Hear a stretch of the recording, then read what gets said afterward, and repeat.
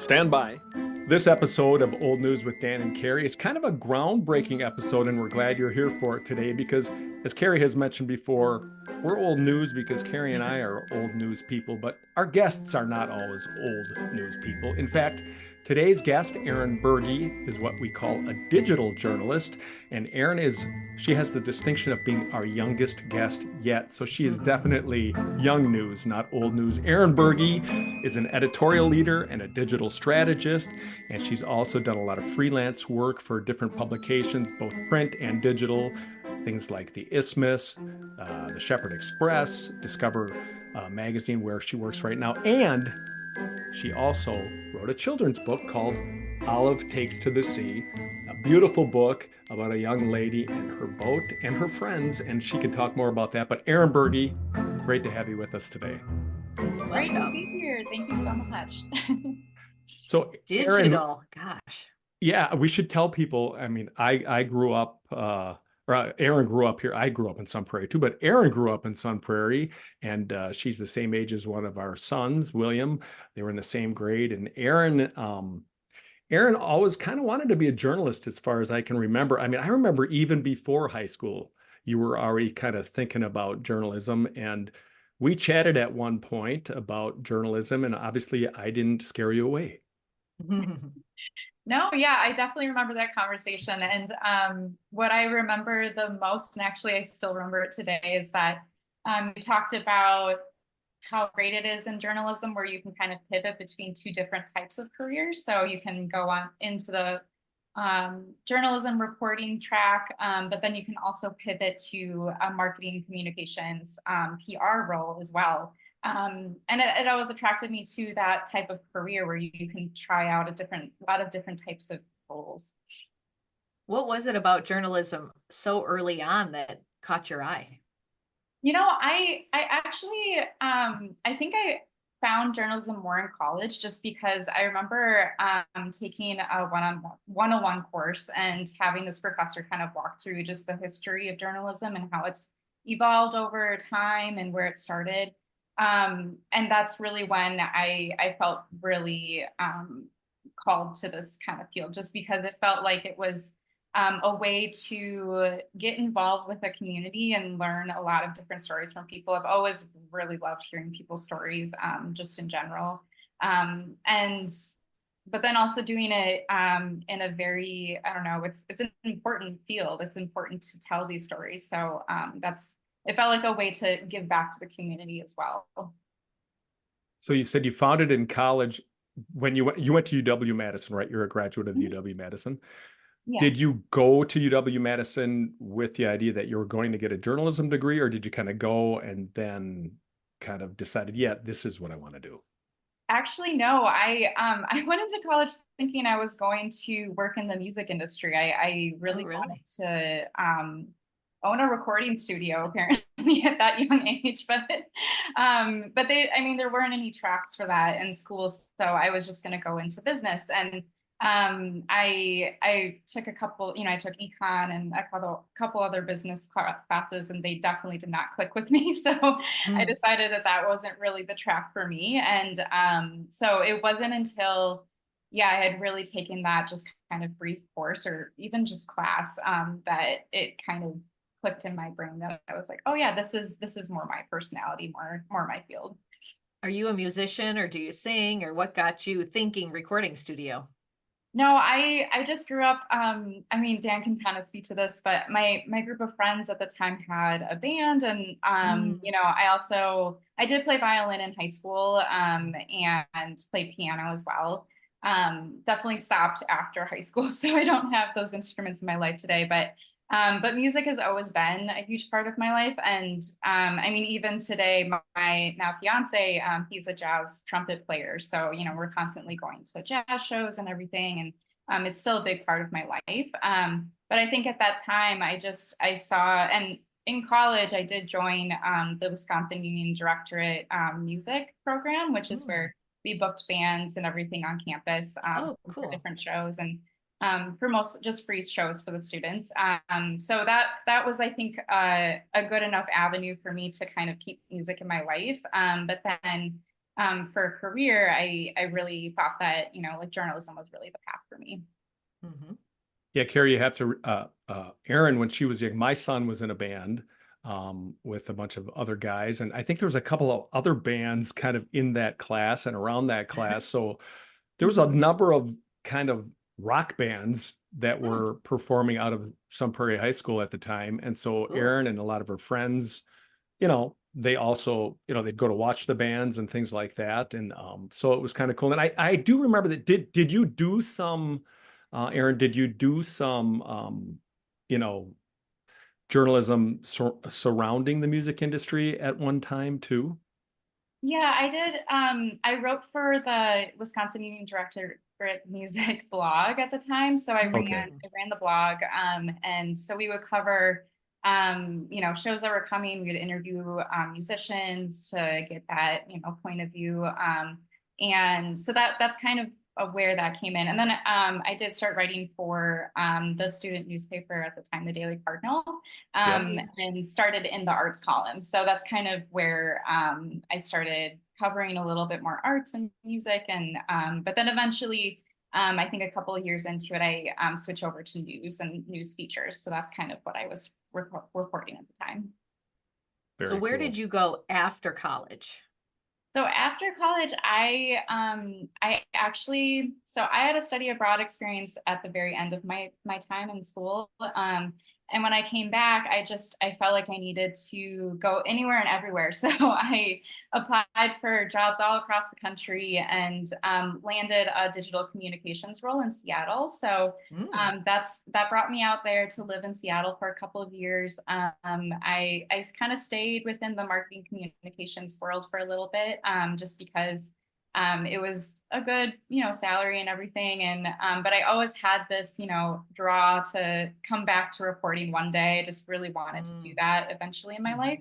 Mhm. Mhm. And so when I moved back to Wisconsin after living in Seattle, I told myself, all right, this is it. This is the time. So I applied to a staff writer role at the Shepherd Express newspaper in Milwaukee. So I started writing for them for a little bit. And then unfortunately, COVID-19 hit 6 months after that. So Oh. Cool. it hit everybody really hard. So Mhm. I ended up having to leave my time at the newspaper then, but and kind of went back into digital communications. But honestly, it kind of led me to my role today at Discover Magazine as a digital editor. So I think, with kind of a blend of digital communications and newspaper storytelling, it kind of all kind of came together to my current role that I have today. Can you walk us through like a day in the life of what you do today? Yeah.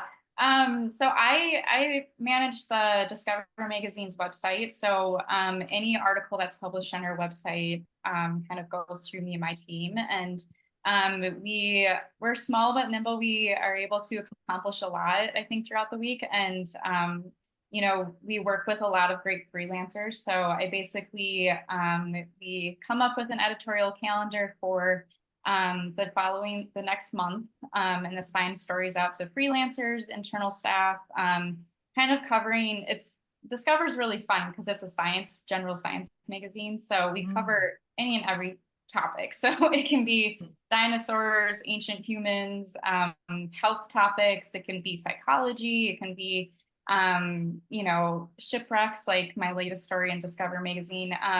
So I think that makes it really fun. And we're able to kind of choose topics that resonate with people's daily lives in the science world. And so, yeah, so my daily my daily work, I guess, is more just kind of making sure that we have content up on the site, reviewing, editing, publishing, making sure that we're actually keeping a close eye on our analytics. So I follow Google Analytics very closely to see what kind of engagement is on our website currently.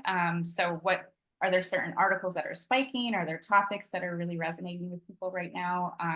And if so, then we tend to assign more articles around those areas as well. So it's a huge mix, and it's always kind of changing every day. But it's fun. It keeps you engaged with content. So a couple of things out of that, Carrie, that she's saying. First of all, she's a lot smarter than us about. I was gonna say, can we consult after this is Yeah, over we and you need can help us? we need a couple of we need a couple of your hours. Um, and secondly, there seems to be a theme with you, Erin. I mean, you've got Olive Takes to the Sea. You Mhm. did a nice story on shipwrecks, and Carrie doesn't know this about you, but I know this about you. You lived on a boat in Seattle, Yeah. right? Like a lot of people. Tell us about that. Yeah, I did. I lived on a sailboat for a little bit in Seattle. A sailboat and not a houseboat. Yes, a sailboat. Whoa. Yep. When I was living out there, I really wanted to live on my own at the time, and its rent is very expensive. So I Hmm. had a couple of friends actually bring their sailboat from Wisconsin to Seattle, and in that time, they were kind of like, "Hey, like you should try it out," you know. So I decided to, and Mhm. it was honestly a very life-changing experience. But I'm very happy to live on land again. I think that Yeah. there's some things that you have to sacrifice, but it was, I had actually never sailed before or anything, so I got to learn how to sail on this boat, and that was a very cool experience because living on it, I was right on the Puget Sound, so there's Wow. just mountains, beautiful sunrises, and just beautiful water. So it was a really cool experience. Do you still sail? No, I don't. Oh, I think that when I moved back here, it's just a little harder when you don't own the boat. So yeah, um, right. now I've been, always kind of wanting to get back into it. But the beautiful thing about Seattle is that the weather is more temperate. So you can have your boat out the entire year round. Hmm. And here in Wisconsin, Hmm. you have to kind of worry about storage fees and everything like that. Right. True. So it's just a little bit more of a hurdle to get that going. But yeah, I'm actually currently looking into like different sailing opportunities just because I miss it a lot. Yeah, I did take a course from Hoofer Sailing right down at Oh, UW right after I graduated. I'm like, this is the perfect time. I think I was working at the station and I would go down and have my little sailing class and we oh, sail around, come in. It was so fun. that's awesome. Did Yeah. you ever take it anywhere outside of the Puget Sound? Did you go anywhere down the coast or anything or up the coast? Oh no. No. Yeah, okay. No. I didn't I know. think I think the Oh sound no. waters, yeah. The sound waters were perfect because they were, they're kind of contained and the water's not too rocky or anything. So I think going out into the ocean would be a whole nother adventure that I probably was not ready for. So Just send Olive out to the sea. Just have her Y- do yeah, it instead.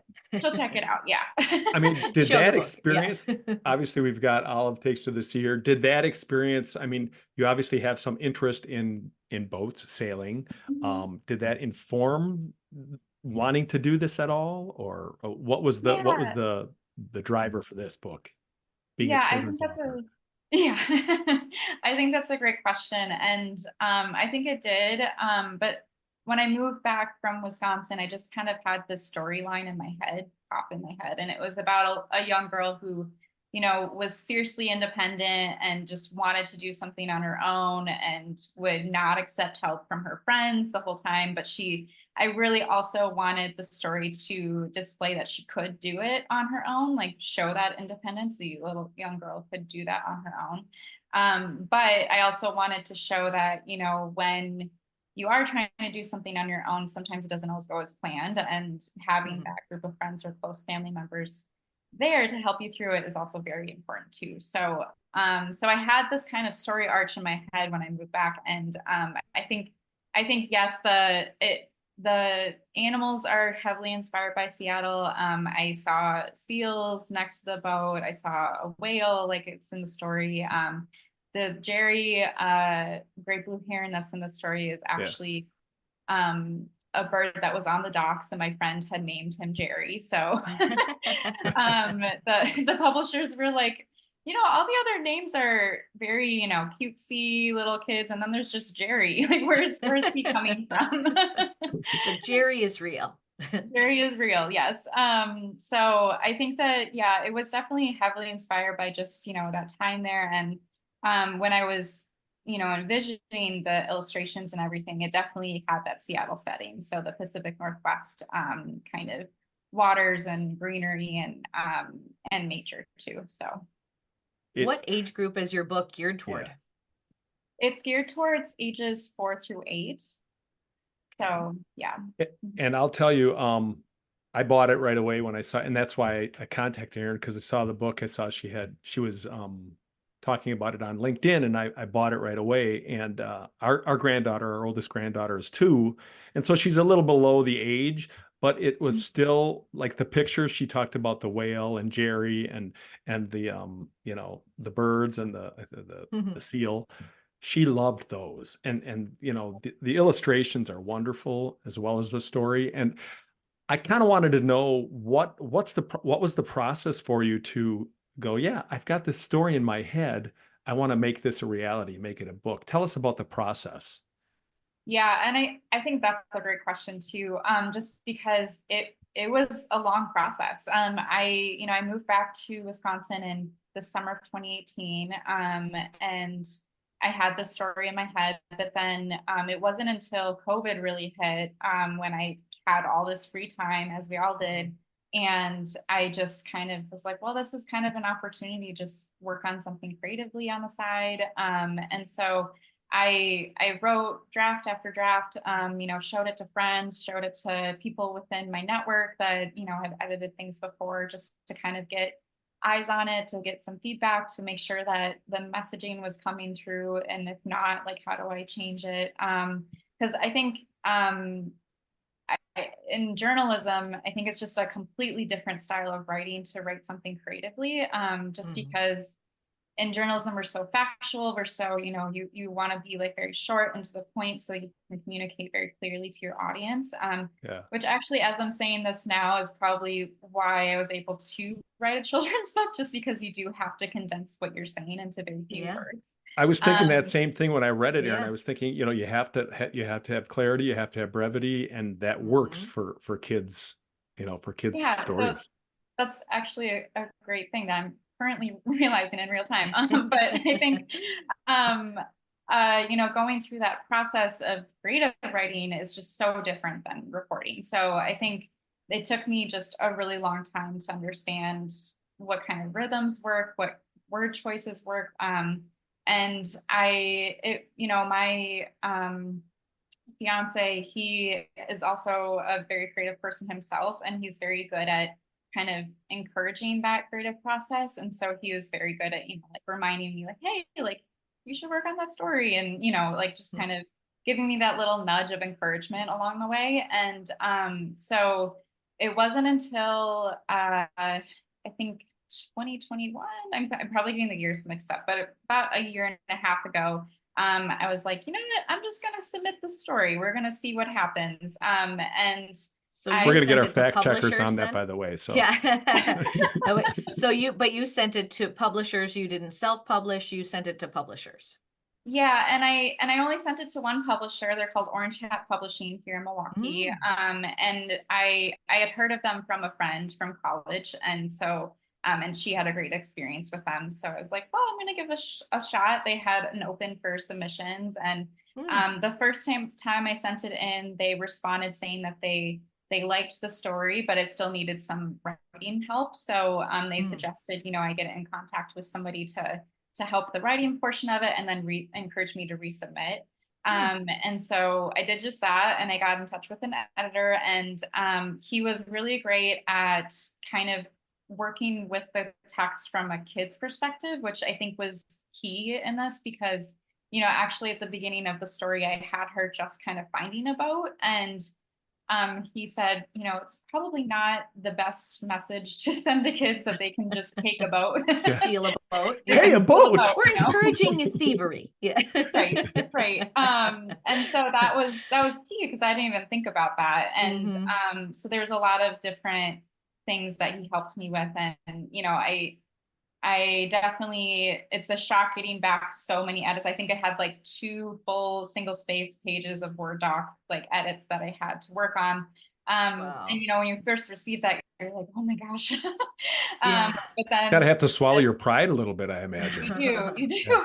And Yeah. I'm sure that you both are aware of, like, whenever you're writing something, like the editing process is so important. So you just have to trust it. And so I did, and it worked out great. So when I resubmitted it about 6 months later, then they accepted it, and then that kind of kicked off this whole project. When did the illustrations come in? Yep, that was my question. Yeah. We're both asking. Yeah, those came in so probably this time last year. So I met with Katie Gam, who she's local here in Milwaukee as well. And she had actually worked with Sam, my fiance, like in a previous job. And he suggested I check out her artwork because I did actually have a very specific vision in my head of what I wanted it to look like.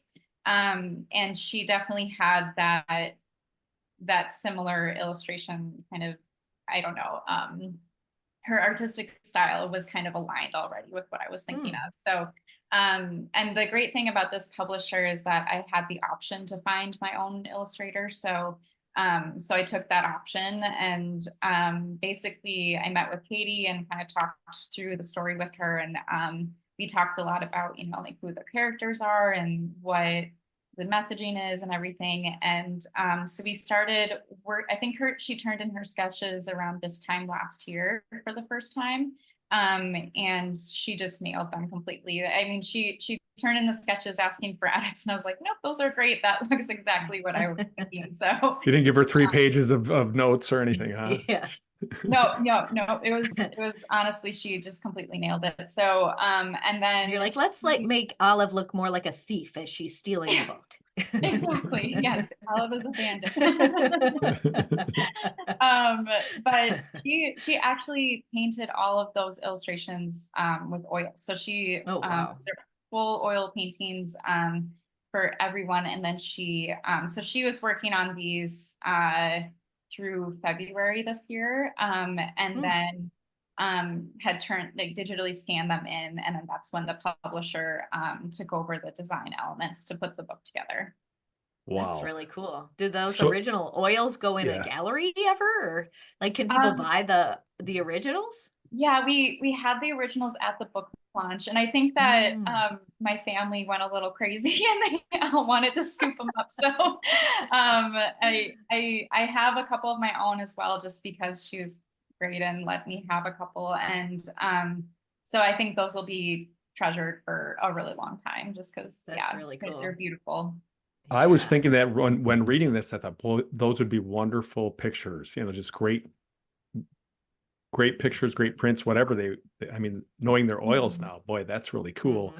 And so did you do, since your background kind of is with digital media and also with some of the analytics, did you do any analytics on like, what kind of a story do kids want to hear? Was that involved in this, or was it just kind of the story was there in your head? Yeah, I didn't do any kind of research. It was more of a passion project for me. So it was more of me just wanting to tell the story. And I hadn't, you know, thought about, wow, I really want to be a children's book author before or anything like that. It was just, I had this story in my head, and I felt very connected to it. So I really wanted to make it come to life. And I also think the messaging is just so important for young girls to hear. I really wanted that messaging to reach a younger demographic where, you know, like they're kind of, you know, very influenced by messaging at that age. And I think that having a storyline where it's a young girl who's confident, who's independent and adventurous, and she's able to do something on her own, but then she's also, you know, paying tribute to the close friends that she has around her to make sure that she has a good community as well. I haven't been able to read the book yet. I don't have a copy of it, but I was reading about the book online, and just, you know, the little blurb that I had read about it, it brought to mind a story that I swear every priest has given in a homily about, you know, the man who's caught in the flood, and you know, the boat comes by. Do you want some help? No, I'm waiting for, for God to rescue me. And then the second person comes by, and then the helicopter. No, I'm waiting for God to, and then he ends up in heaven. And he's like, I was waiting. Why didn't you rescue me? And he's like, I sent 3 things. You didn't accept the help. Did you know that story? And did it influence your story at all? No, I mean, I think I have heard that story before, but it definitely did not come to mind when I was putting it together. Yeah. I had an editor friend who suggested having a couple different friends approach her just because it adds more cadence to the story and kind of adds a little bit more depth to it as well. No, it's a funny story. I've definitely heard that before, but no, it didn't pop in my head when I was working on it. Well, and the way I told it, that's like the shortest version of the story possible. I'm sure I didn't do it justice, but to keep it brief. Well, and by having more characters too, there's more characters to market for, plush toys and, those kind of things down the road. I mean, just thinking business wise, Right, honestly, and honestly, Erin, I mean, it is one of those books, that when people read it, you could see it being a series of books. You could see Olive, the adventures of Olive kind of down the road. Is that something you've thought about? Yeah, I again get this question a lot, and I did not think about that when I wrote this book. I just wrote this one story and really wanted it to be really good and impactful. But I am kind of, I hear that a lot now, and so now my wheels are turning a little bit about what possible storylines could come after this because I had a friend who say, you left the story really open-ended. I guess you're gonna have another sequel coming out. And I was like, oh, I didn't even realize I did that. But it is kind of fun to know that that could be a possibility and another fun project to work on. Yeah. Well, I want to know if you what ever make it a happens next. cartoon, keep us in mind for cartoon voices. We're available. Okay, sounds good. I could do a good whale. Yeah. That is pretty good. Yeah. Hey, and for me now, this is what Puget Sound looks like. So I've never been there, but this is what Puget Sound looks like. So in my head, so you mentioned, you never thought about being a children's book author, and so do you identify yourself as a children's book author now, or are you still a digital journalist, a digital specialist?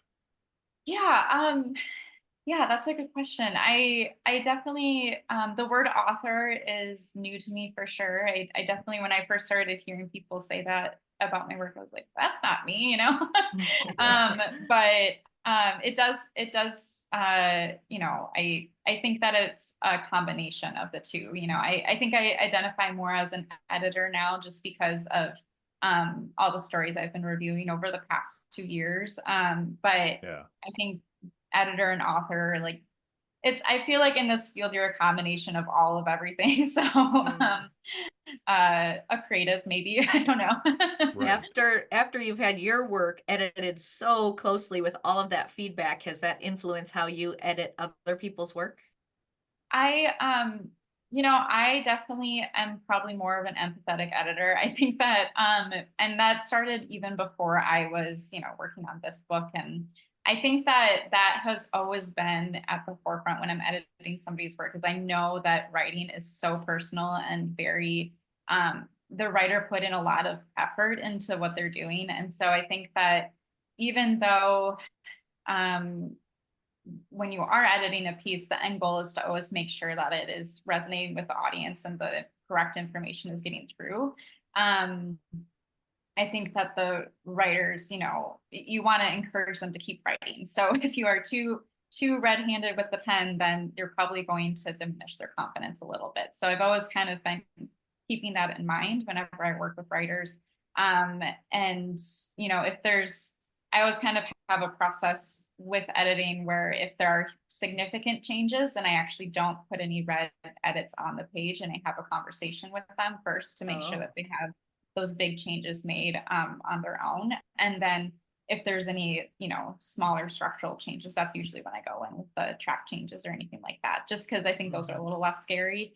But I definitely have thought a lot about that process, just myself being an editor or being a writer for a while and kind of being on the other end of that process when I became an editor, I wanted to make sure that I'm not only making sure that the story is getting across to the audience, but also making sure that the writer continues to write and they feel encouraged to keep doing so. You mentioned before at Discover Magazine, you're kind of small but nimble. So basically, you're working really hard. Yeah. Are there still a fair amount of people in the industry who are writing stories for things like Discover Magazine and other publications out there? A fair amount of them who are in the digital world kind of untethered. They're doing work just as freelance and they're making a living at it. And is that a hard thing to do? Yeah, I think that's a good question. I work with a lot of freelancers, and I think the cool thing to see is that a lot of these freelancers are just so talented. And when they pitch to us, we usually include all of the other places that they've been published in to provide their portfolio and provide the examples of their work. And I'm just always impressed by how many writers out there have been published in these big magazines or newspapers, like the New York Times, the Guardian, the BBC. And so it's just really, it's also inspiring to see that too, because I'm like, oh, that would be really cool to be published in those places too. So, but I think I can't speak to the freelance role, as if I've never done that full time on my own. But I do know that, it can be really beneficial, but I'm sure that it's also a lot of hard work and it's, a lot of pitching to places that you're not sure if they're going to accept your pitch. And then also a lot of work going into the story itself, just trying to get it to the point where it's good for publishing. So I think that, the world of freelancing is definitely a lot of work. I think that that's kind of, where it is, but it is also very cool because you're able to work with so many different publications at the same time. Right. When they come into pitch, is it a specific idea that they have and they say, I have this story idea, would you like me to develop it for you? Or is it more like, I'd like to write for you, here's my body of work? It's definitely a specific idea, and that's kind of what we ask for, just because we publish so much each month that we definitely need specific ideas because we just don't have the time to work individually with as many freelancers that are out there. So I definitely recommend freelancers to pitch a very specific idea, give a little bit of background, give, like some scientific studies that are already out there that they can, already start reporting on. And that usually does a better way of kind of getting through the queue, just so that we were able to review it a little bit more quicker and then kind of move on to the next story. So for you, your most recent story for Discover was the shipwreck story and the lifeboat on the floor of the body of water. What lake? What was it? A lake, right? Was it trying to remember? Was it Yeah, one of the Great Lakes? It was in the Great Lakes. Yeah. Yeah. So do you have to pitch too as well? Do you have to come and say, hey, I've got this great idea and then pitch it to your colleagues and kind of go through the process as well? I'm just picturing you looking in the mirror and being like, hey, Erin, it's Erin. I've got a great idea. Exactly. That's crazy. Yeah. Yeah, I am kind of the one that okays all the ideas on the website. So I am the one who kind of sifts through all of the new scientific releases. They're called embargoes, and they're sent to you can sign up for their emails twice a day. But there's a lot of scientific studies that gets released all the time. And so my job is to kind of be there to sift through each one and see what resonates most with Discover, what resonates with our audience, and then making sure that we have internal people to actually work on that. So the shipwreck article came through and we were a little bit short on time and staff. So I jumped in and just kind of wrote that embargo myself, which is really fun for me because I'm not able to do that as much in this role. But and the story itself was I'm fascinated by shipwrecks and that kind of scientific studies. But but then I also, every month we're sifting through our freelancing pitching ideas, but then also doing a lot of research online. So looking at Google Trends, looking at our analytics, looking at what has been what published last year around this time that did really well. Are there any topics that we should revisit? And then we also kind of host a brainstorming meeting where people from different teams actually join in, just because it's great to get a different perspective from, we are so ingrained with what we know what does well on the website that sometimes it kind of creates blinders. So having other people from different teams that are interested in different things brings in great perspectives. So that's kind of when we brainstorm about, okay, what are all the ideas that are interesting right now around ancient humans, or we're going back to the moon in the fall, so let's cover some topics about space and the moon and astronauts. And so yeah, it's a lot of coming up with a lot of really fun ideas and trying to kind of sift through them to make sure that they are the right ones for Discover as well. What Very advice cool. do you have for others who might be interested in going into digital journalism, digital media? That's another good question. I think the advice that I have is that if you are familiar with print, mostly for journalism, and you wanting to get into web, I think you have to have the perspective that the web is a different medium. It's a completely different beast, and you have to make sure that you write a different way. So I think with it's a little tricky. It's a little bit different with the web with how you even write, just because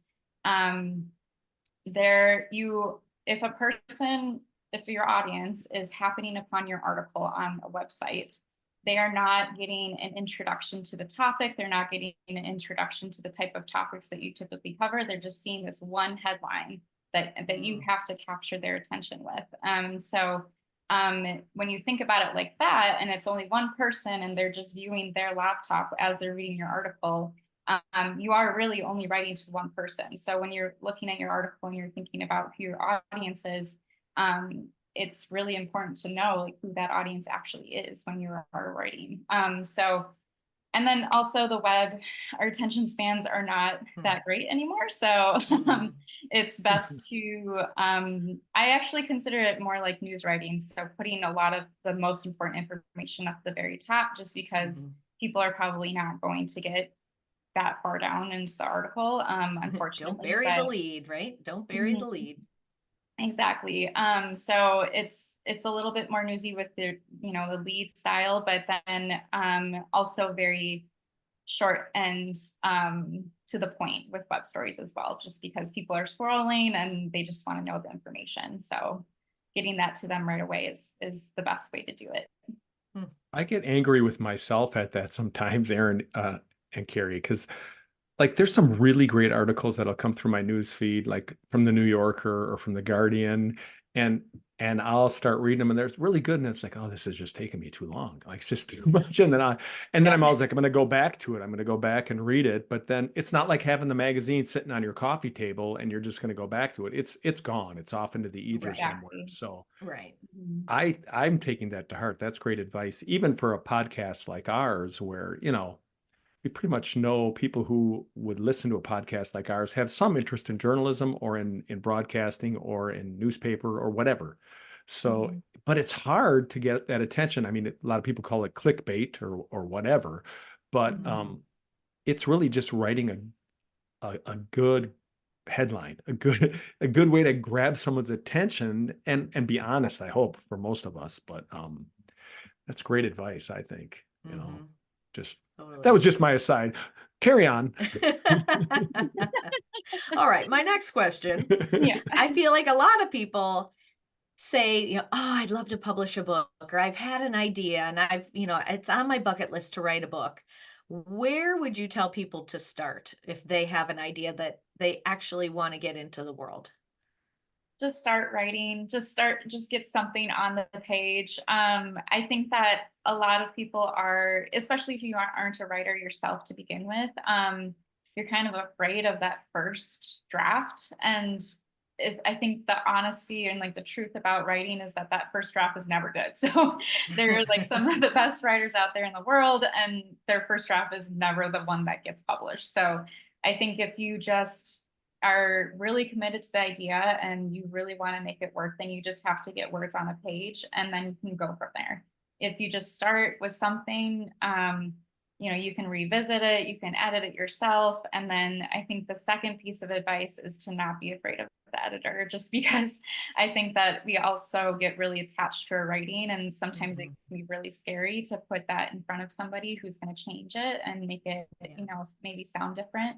But at the end of the day, that process is not, it's more about the reader and making sure that the reader is understanding what you're saying. And that's your goal if you want to tell a story and be an author. So I think that that's my second piece of advice, is to don't be afraid.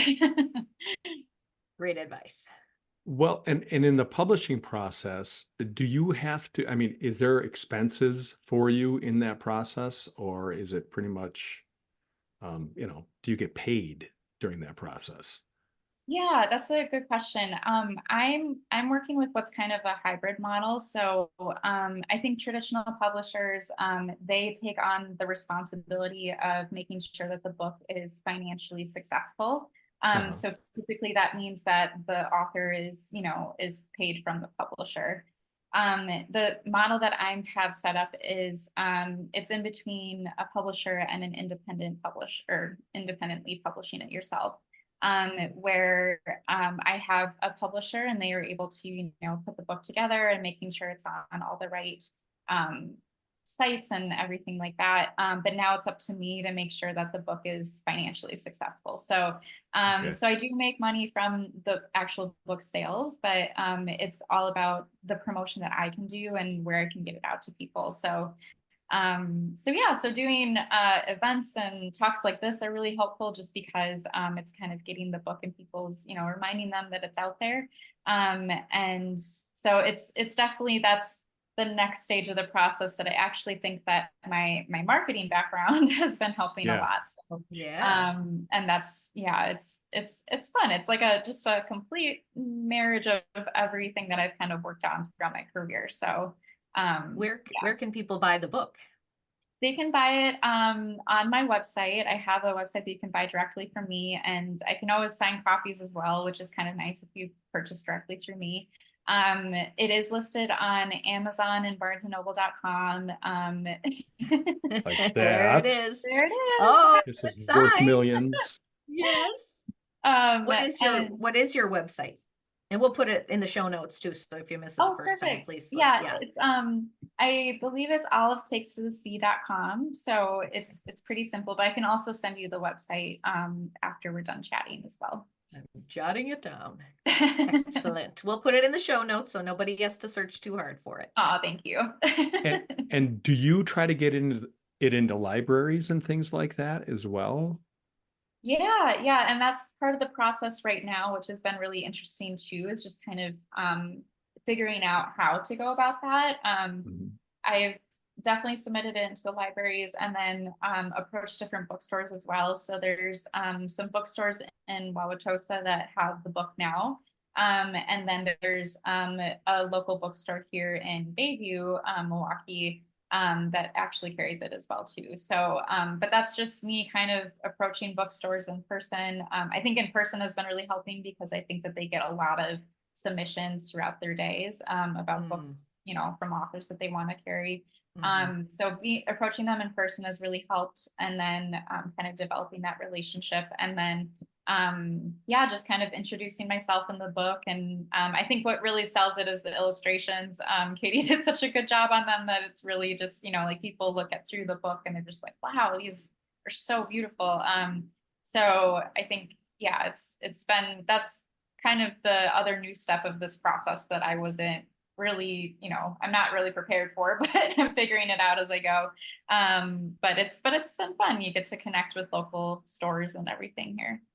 Well, it's not that hard because I've seen it on Hallmark movies where there'll be authors and they just go into Yeah. bookstores and they buy 500 copies and then they meet their future husband or wife too. So, That's right. Yes. it happens all the time.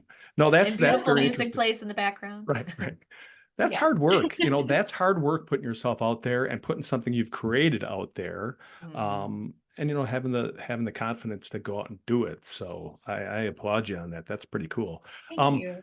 do you have any ideas of maybe going beyond children's books into a novel or anything like that, or is that way out beyond what you've thought about yet? I've definitely had some ideas. Definitely, I've not had creative writing, not or like I wouldn't, I probably wouldn't go the fiction route, but I think that with all of my experience with reporting and everything, I think that I would probably want to do something like a longer version of a journalism story or something along those lines. But Yeah. I don't have any, I have like rough drafts of ideas in my head right now, Yeah. but nothing set in stone. And that'll probably definitely be down the road just because of the amount of work that went into this one children's book has definitely Yeah. taught me You that I still think have marketing to do for this one, right? exactly, yeah. And a job the- to do. And a Yeah. job, yes. Does the publisher you went through also do other novels or nonfiction for adults or only children?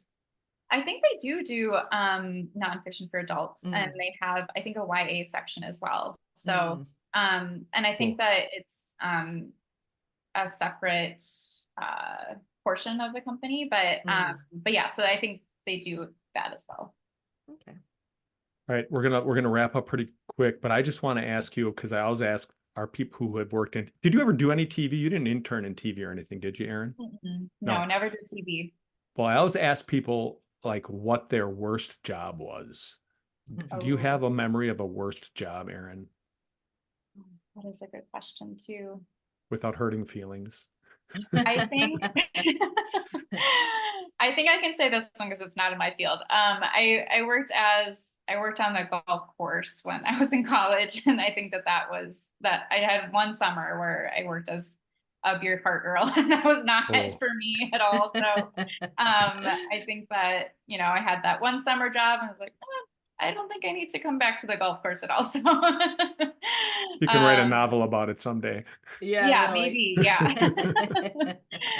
But honestly, I think that I've been really lucky with all of my professional jobs that I've had. It's been, I've worked with a lot of really great people and a lot of encouraging people as well. And I think that the connections that I still have today go back even 10 years. So I think that it's been great. Yeah. And do you have a dream job, a thirst job, something you're still striving for out there? And you're still young. Yeah. Yes.